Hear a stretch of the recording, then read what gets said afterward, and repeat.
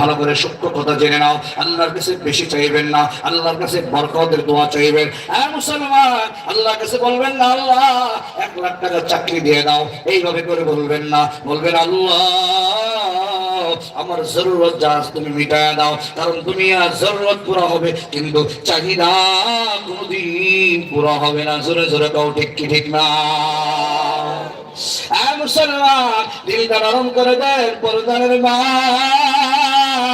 এই জন্য আল্লাহর কাছে বরকতের দোয়া করবেন। ওই যে তাকায় দেখো ব্যাংকার বেতন পায় 1 লক্ষ টাকা, আর মুসলিম সব বেতন পায় 10,000 টাকা, 10 ভাগের 1 ভাগ বেতন পায়। এরপরে জরিপ লাগায় দেখো ওই যে ব্যাংকার মাস শেষ হয়ে যাওয়ার পর মোদিওয়ালা টাকা পায়, মার্চওয়ালা টাকা পায়, অমুকের টাকা পায়। স্ত্রী তার প্রতি খুশি না, চাহিদা পুরো করতে পারে নাই। সন্তান তার প্রতি খুশি না, কারণ সন্তান যা চাইছে দিতে পারে নাই। হ্যাঁ মুসলমান, আর একজন ইমাম সাহেব বেতন মাত্র 10,000 টাকা, মোদিওয়ালাও টাকা পায় না, মার্চওয়ালাও টাকা পায় না, কোনো মুসলিমও টাকা পায় না।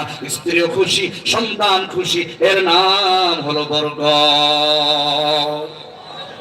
আরে তাকায় দেখো একজন ব্যাংকার শরীরের মধ্যে যে পরিমাণ জামা কাপড় আছে এর চাইতে ইমাম সাহেবের জামার দাম অনেক বেশি। একজন ব্যাংকারের মাথার টুপিটার দাম 10 টাকা, ইমাম সাহেবের টুপিটার দাম 200 টাকা। একজন ব্যাংকারের শার্টের দাম 500 টাকা, ইমাম সাহেবের যে জামাটা পরে এই জামার মজুরি আছে 800 টাকা করে গজ। হ্যাঁ মুসলমান, 800 টাকা মজুরি, গজ হলো 500 টাকা। মুসলমান ওই ব্যাংকারের জুতার দিকে তাকায় দেখো দাম সর্বোচ্চ 200-300 টাকা, ইমাম সাহেবের জুতার দাম 2000 টাকা।